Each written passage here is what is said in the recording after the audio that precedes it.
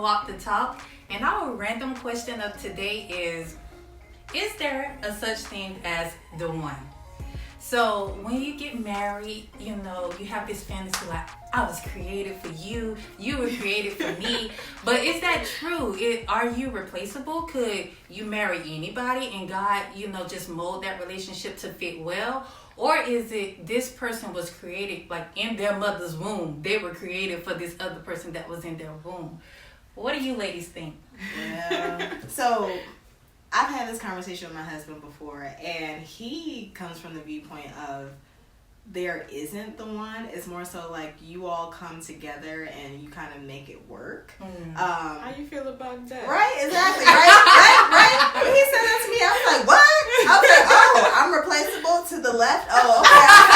I was like, oh, really? That's how you feel? I was like, okay, copy and paste. Like no.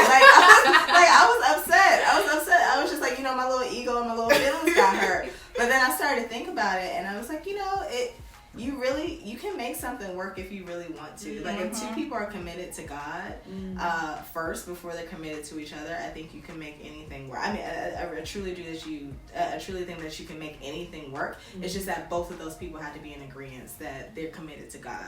And then if they're committed to God, then I think anything can work.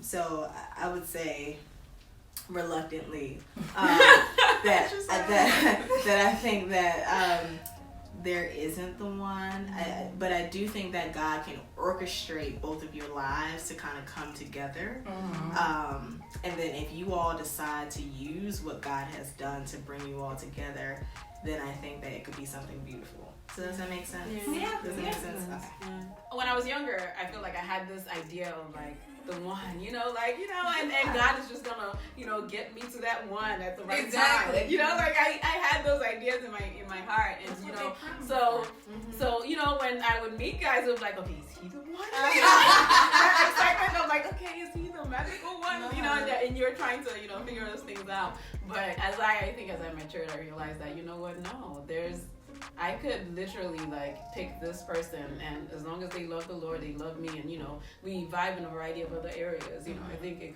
could be a blossoming marriage, a beautiful marriage that honors the Lord just as good. Yeah. I think Scripture talks about being equally yoked with each other. So I think that's essential, having that at least in terms of core beliefs. You know, being on the same page about that. And I think in Christendom. Is that even a word? But we're not gonna get on words today. But like in the Christian faith, I think as long as the person, you know, shares those beliefs with you, I think that you have options in terms of who you can marry. There are a lot of some people might not feel like they really have options, but they're generally speaking, you have options in terms of a fit for a partner. And I do believe that you can work cohesively to have a marriage that is, you know, in alignment with, you know, what God had in mind in terms of marriage, and you know, have unity and peace and all of those things, and work together to fulfill, you know, God's plan on earth. So, I would agree that, you know, it's not necessarily the one that was designed for you. I think that it takes work, as with anything else. One of my coworkers and I are always talking about, like, guess what Demetrius did? And then she's like, guess what my husband did? But what we notice is it's just so common, right? Like we all face like the same issues. So no matter if you were with James or if you were with Harry, you might still encounter those same things. So again, like you said, you can make it work with James or you can make it work with Harry.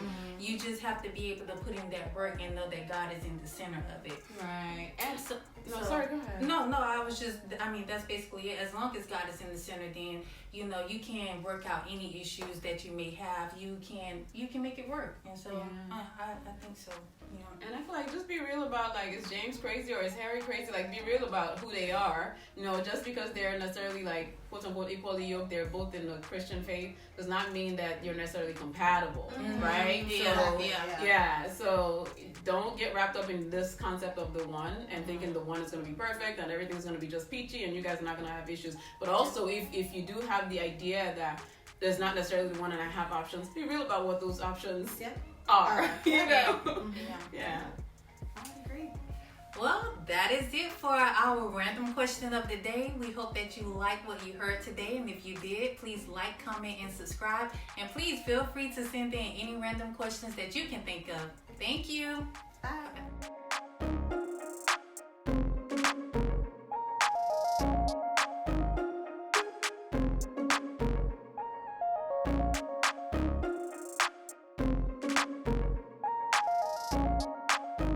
Wanting to be in control, wanting things to go the way you want, not wanting to come out and just say, I'm sorry, I was wrong. Culture. You live in a culture where it's like, oh, you're toxic, cut you off. Oh, you didn't say the right thing to me, cut you off. Like, I'm not going to church anymore because all of them are the same. Yeah. I'm not associated with Christians anymore because all of them are the same.